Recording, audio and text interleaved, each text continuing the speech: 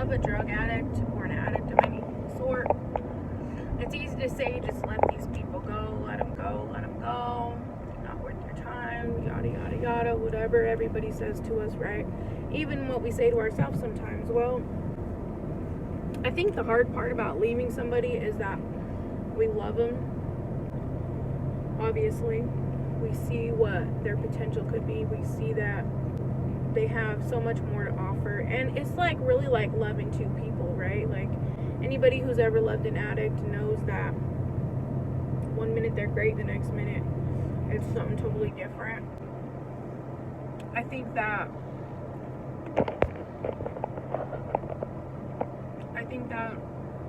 we need to be careful about loving addicts because it's kind of a mind game. It's kind of like we see them hurting themselves and we know that they're hurting themselves, and that almost keeps us in this vicious cycle because we want to help ourselves, but we also want to help them. We want to help them more. And now that would be like a trait of like an empath, I would say, somebody who takes on somebody's feelings and just the way that they are more than they need to. It's okay to feel hurt for somebody or want to help somebody. That's okay. That's a normal feeling. But at the end of the day, as empaths or somebody who is trying to love an addict through it, we forget that they have to do it themselves. We cannot love them more than we love ourselves. It's either going to be them or it's going to be us, and we have to decide which one it's going to be. If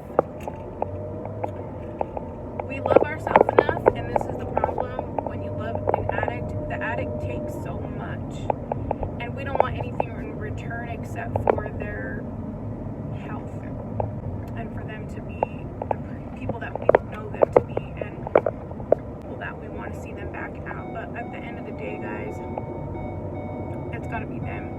And like I said, it's either them or it's us. And you have to love yourself enough to say, you know what, hey, I've done all I can do. I'm ready to love myself more than I love you at this point. And it is more than I love you, but at the same time, it hurts to say that because you love this person a lot. You care for this person, whether it's romantic or your family member, your child even, your parent or something like that. But you really do. You really have to decide it's going to be them or you, because they will take you down. They'll take you down all the way to nothing. They'll have you living like a drug addict when you're not a drug addict. They'll have you broke, busted, and disgusted, and just all around, your self-esteem is low, your self-worth is low, they beat you down. It's just part of it. I'm not bashing addicts. I'm just saying if you're in the situation where you love the drug addict, this is what it is. This is what it comes down to. And this is the truth. This is how it makes you feel. And when you decide it's going to be you and you're going to love yourself and you're going to take care of yourself, that's when everything has to change. Everything that we're asking the addict to change, we have to do the same thing, because in a way, our love to them is our addiction. Our love to them, our loyalty to them, our being there for them, our bending over backwards, our putting up with shit after shit, and everything else that we do is our addiction. And we have to learn how to undo that, how to be okay with that. And I think over the years, it's been a couple of years since I've lived in the trauma, but the trauma still affects me to this day, and I'm still learning how to do that, how to reverse everything that I've learned, everything that I've taught myself, and everything that I've told myself into being a healthy thing now. So it is a lot of unlearning behaviors. It is a lot of taking it easy on yourself, being patient with yourself, being kind to yourself. It's not going to be easy. There was periods of time, where I would go back and forth with this person. I would think they would change, and I'm in a better place now, so they must be, or I'm in a better place now, so I can put up with it now. No.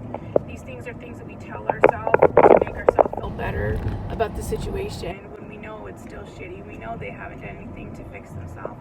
We know what it is, but we love so hard, and we are empaths, but we got to get ourselves out of these behaviors because they're not doing anything for us but hurting us. And so guys, if you love an addict, there's nothing wrong with it. We didn't know they were going to become addicts. We had no idea unless we were there, you know, and part of it. And if you were and you're out of it now, then I'm so proud of you. But we are just dealt the cards that we're dealt. And maybe you had a bad childhood, so you entered into a relationship with an addict, and the reasons why. And you've got to deal with those things on your own. And I did another video about dealing with that inner child, dealing with those things that our parents should have parented us on and taught us. And we have to deal with them face front. Don't be afraid of it, and be able to move forward in a positive way, a positive light. And don't be afraid to go through things, go through the motions. I think when you're uncomfortable is when the most growth happens, and we fear that because we don't know what it is. But I promise you that there's always good things that are going to come out of the uncomfortability on the other side. You're going to see it, maybe not right away, but you will see it. And so I think that it's worth it. I think you have to be so desperate at some point that loving the addict is just not enough. Love is not enough. Love is not enough. And there's a point when you can love somebody to death. You can love them so much, and they can say that they love you, but guess what? Words are just words. Anybody can say they love you, but it's the action that you put into trying to help that person. That's love.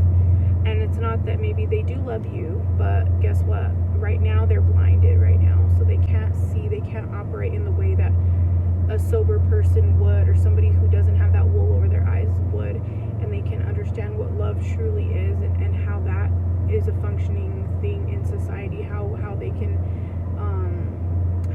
show you that they love you in their actions instead of just their words. And so, you know, when my addict loved one tells me that he loves me, I know that he does, but like I said, love is just not enough. It's not enough to mend what was broken. It's not enough to help somebody save their life. It's not enough to just believe that love is gonna just, you know, magically fix everything. You know, there's gotta be consistency, there's gotta be boundaries, there's gotta be all these things put in place on top of that person trying to get sober, and on top of you trying to help yourself. Because guess what?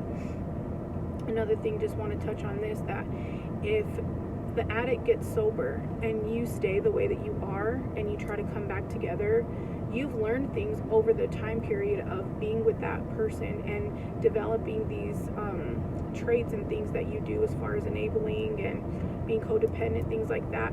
You have to unlearn. You have to teach yourself, or, you know, do counseling or whatever.